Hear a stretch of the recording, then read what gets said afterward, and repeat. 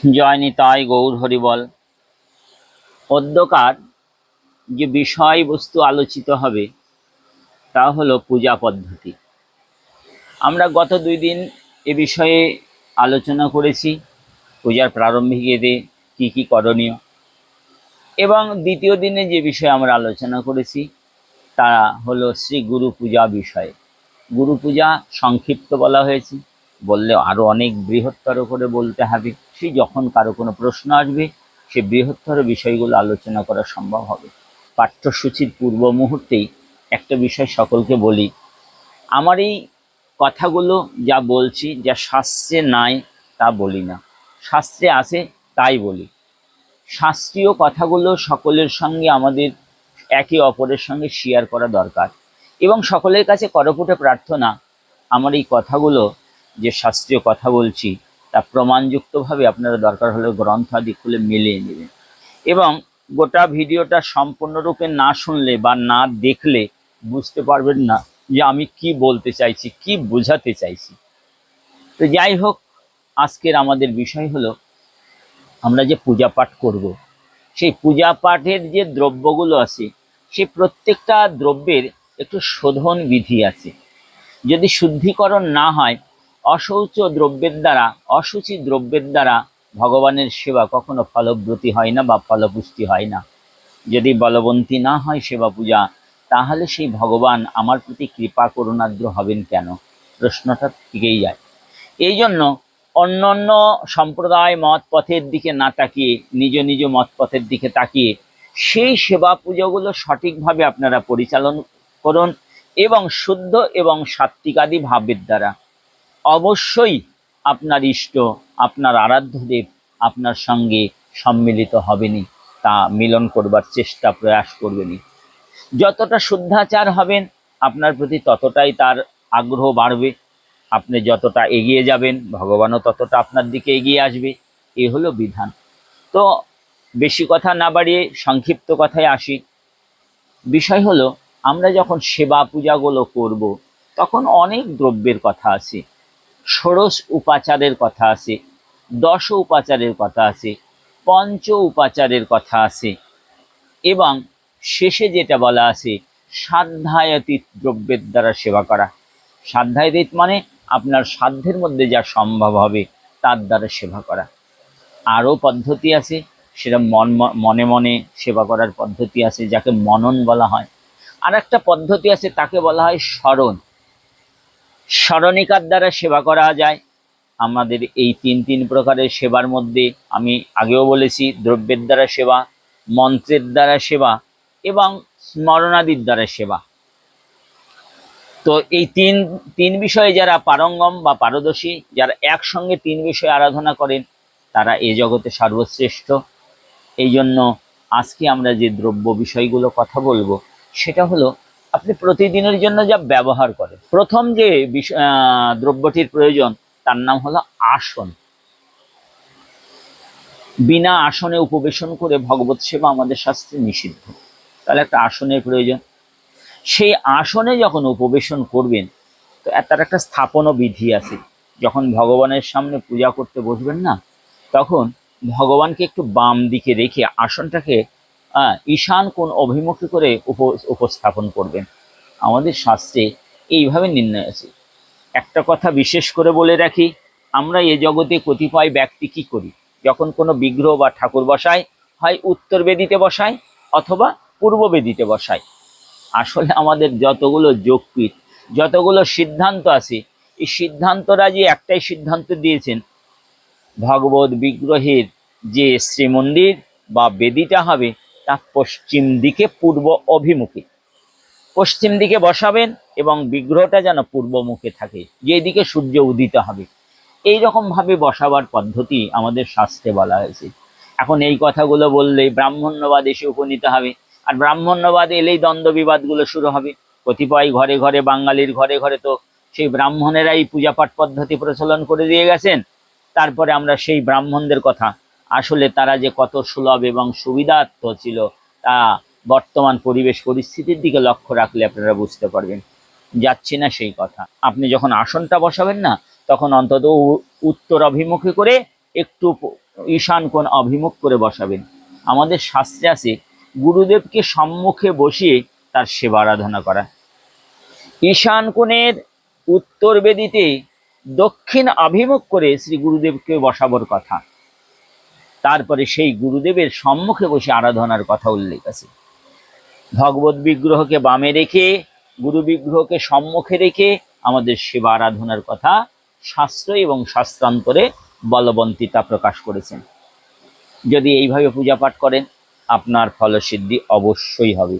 যদি আপনার ধারণা ঠিক থাকে, আপনার যদি নিয়ত ঠিক থাকে না, আপনার যদি আরাধনার পদ্ধতি ঠিক থাকে এবং আপনার মনটা যদি প্রস্ফুটিত পদ্মের ন্যায় বিকশিত থাকে, নিশ্চয় আপনি আপনার ঈশ্বরকে, ইষ্টকে নিশ্চয় আপনি সাক্ষাৎ লাভ করতে পারবেন। এর মধ্যে কোনো রকম ব্যতিরেক নাই। প্রত্যেকটা সাধকই এইভাবে তাদের তাদের তাদের পথ পদ্ধতিকে অবলম্বন করে তারা ভগবানের কৃপা লাভ করে, তাদের ইষ্টের কৃপা লাভ করেছেন। যাই হোক, প্রথমে যে বিষয়টির প্রয়োজন তার নাম হলো আসন। আসনটা গুরুদেবের সম্মুখে রেখে বসাবেন, বিগ্রহকে বামে রেখে, তারপরে সেবা পূজা পাঠাদি আপনি পরিচালনা করবেন। তো আসনে যখন বসবেন, আসন স্থাপনের বিধানটা হলো, এবং আসন শুদ্ধিকরণের একটা কথা আছে। যখন আসনে আপনি বসবেন তখন আসনে এইভাবে হাতটা রাখবেন, এইভাবে আসনের উপর বৃদ্ধাঙ্গুষ্ঠী রেখে হাতটা মাটিতে রেখে তারপরে মন্ত্রটা উচ্চারণ করবেন। আসন মন্ত্রস্য মেরুপৃষ্ঠ ঋষি সুতল ছন্দ কুর্ম দেবতা আসন অভিমন্ত্রণে বিনিয়োগ পৃথিত্যয়া ধৃতা লোকা দেবী ত্বাং বিশ্বনাথ ধৃতা তঞ্চ ধারয়ং মাং নিত্যং পবিত্রম আসনং কুরু। এই মন্ত্রের দ্বারা আগে আসন শুদ্ধিকরণ করবেন, তারপরে যেটা করবেন আপনি সেটা হলো আপনার সামনে দ্রব্যগুলো সাজিয়ে নেবেন। একটা পঞ্চপাত্র নেবেন, সম্মুখে তিনখানা টাট দেবেন। যারা গৌর গোবিন্দের আরাধনা করবেন তাদের তিনখানা পূজার পাত্রের প্রয়োজন হয়, যাকে টাট বলি আমরা। তিনখানা টাটের উপর তিনখানা পাত্র স্থাপন করে তাতে সেবা পূজা করার কথা আছে। যদি টাটের অভাব হয় তাহলে মাটিতেই সুন্দর করে স্থানটা লেপাবৃত করে তার উপরে বসাবেন, একটা পদ্ম অঙ্কন করবেন। সেইখানে ষড়দল বা অষ্টদল বিশিষ্ট একটা পদ্ম। আমাদের শাস্ত্রে বেশিরভাগ ষড়দল পদ্মের কথাই উল্লেখ করা আছে। যে সকল টাট, পঞ্চপাত্র, শঙ্খ স্থাপনের যে জায়গাগুলো, ভূমিটা সংস্করণ করে সেইখানে ষড়দল পদ্ম অঙ্কন করে তার উপর, যেমন প্রথমে এরকম তিন কোণা একখানা করবেন, তারপর এইখান থেকে আবার তিন কোণা করবেন, তাহলে দেখবেন 6টা কোণ বিশিষ্ট একটা পদ্ম হয়ে গেল। সেই পদ্মের উপরে স্থাপন করবেন। সেইখানে হাত রেখে মন্ত্র বলার বিধান আছে। অতটা সম্ভবপর যদি নাও হন, অন্তত যারা বৃহৎ কর্ম করবেন, যাগ যজ্ঞাদির কর্ম করবেন, সংকল্পিত কর্ম করবেন, তাদের এই বিধানগুলো অবশ্যই বিশেষ প্রয়োজন। তারা অবশ্যই এই মন্ত্রগুলো সংগ্রহ করবেন। যাই হোক, আসি। তাহলে টাটগুলো তিনখানা টাট স্থাপন করবেন, তারপরে সম্মুখে একটা পঞ্চপাত্র, দক্ষিণ ধারে একখানা, তারই দক্ষিণ পাশে একখানা জল শঙ্খ ব্যাড়ের মধ্যে স্থাপন করে সেইখানে ষড়দল পদ্ম আকৃতি অঙ্কন করে তার ওম ব্রহ্মের উপর তাকে স্থাপন করবেন। এরকম একটা কতগুলো বিধান আছে, এগুলো আমাদের জানা দরকার। তো এইগুলো সব দ্রব্য সাজাবেন। পাশে কিছু সংস্কৃত পুষ্প নেবেন। সংস্কৃত পুষ্প মানে কীটহীন, যে পুষ্পের মধ্যে কীট দংশন আছে, কীটাদি মলমূত্র আছে, এইগুলো পুষ্পকে বর্জন করে ভালো সংস্কৃত পুষ্প নিন। নেবার পরে সেই পুষ্পে একটু চন্দন প্রক্ষেপণ করুন। চন্দন ঘর্ষিত চন্দনটা একটু প্রক্ষেপণ করবার পরে এক গুণ্ড জল তাতে ছিটিয়ে দিন। দিয়ে একটা মন্ত্র আছে, পুষ্পে পুষ্পে মহাপুষ্পে পুষ্প সুপুষ্পে, একটা মন্ত্র আছে। এই মন্ত্রের দ্বারা পুষ্পটাকে শোধন করবেন। এই মন্ত্রের প্রয়োজন হলে অবশ্যই জানাবেন। তারপরে যে চন্দনটা আপনি দিলেন, সেই চন্দনটা যখন ঘর্ষণ করলেন, সেই চন্দন শুদ্ধিকরণের একটা বিধান আমাদের শাস্ত্রে আছে। এক গুণ্ডুর জল সেই চন্দনে প্রক্ষেপণ করবার পরে বলতে হবে ওম এতভ্যে গন্ধাদিভ্যই নমঃ। এই মন্ত্রের দ্বারা চন্দনে একটু জল ছিটিয়ে দিবেন। চন্দন শুদ্ধিকরণ হয়ে গেল।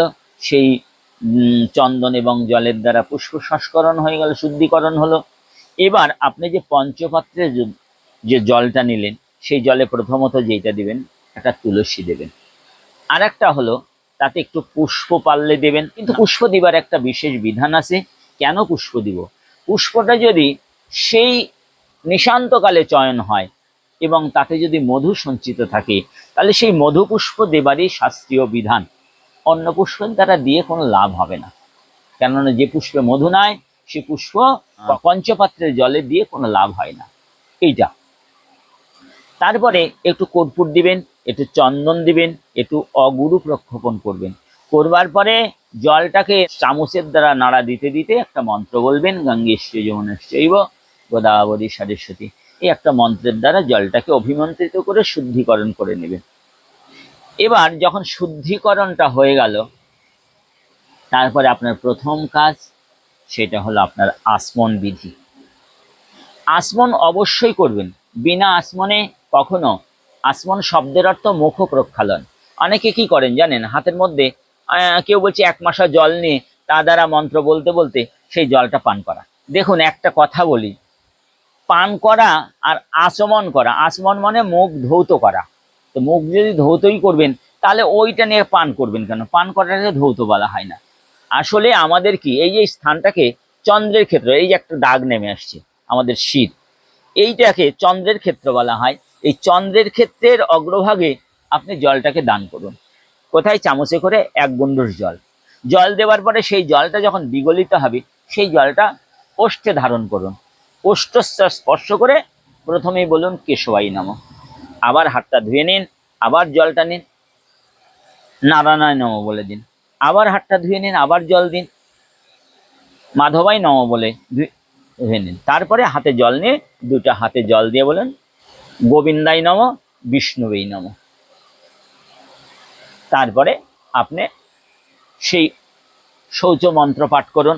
প্রথমেই ভ্রজুগুলির মধ্যে নেত্র স্থাপন করবেন, হৃদয়ের মধ্যে কমলটাকে স্থাপন করে নেত্রটাকে প্রসারণ করে ভগবত চরণ স্মরণ করে মন্ত্রটা বলবেন, ওম অপবিত্র পবিত্র বা সর্বাবস্থাং গতপি বা যস্মারেত পুণ্ডরিকাক্ষাং সবাজ্য অভ্যন্তর শুচি। ওম বিষ্ণু, ওম বিষ্ণু, ওম বিষ্ণু, ওম তদ বিষ্ণু পরমং পদং সদা পশ্যন্তি সুরায় দিবীব চক্ষুরততম।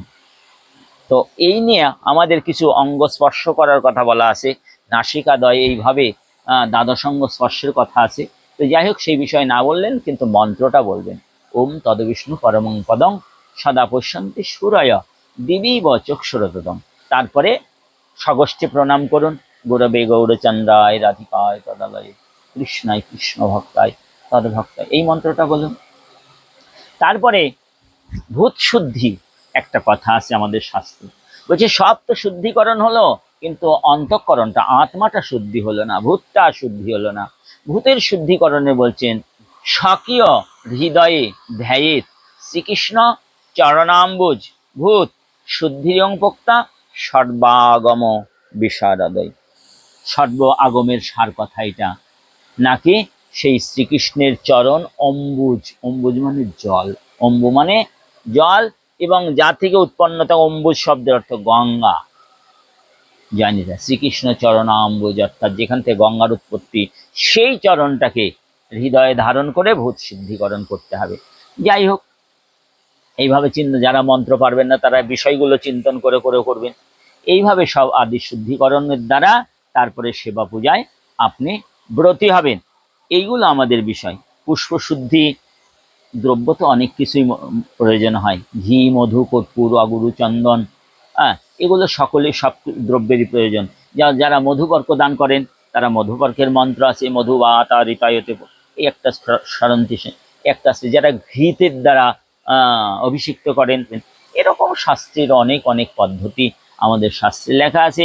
এই পূজা পাঠ প্রারম্ভিকীতে যে দ্রব্যগুলো বিশেষ প্রয়োজন এবং তার শুদ্ধিকরণ বিশেষ প্রয়োজন, বিনা শুদ্ধিকরণ দ্রব্যের দ্বারা পূজা করলে সেই পূজা নিষ্ফল হয়। সে ফল কারো জীবনে লাগে না, কারো জীবনের উন্নতিতে লাগে না, ভজনের উন্নতিতে লাগে না, সাধনের উন্নতিতে লাগে না।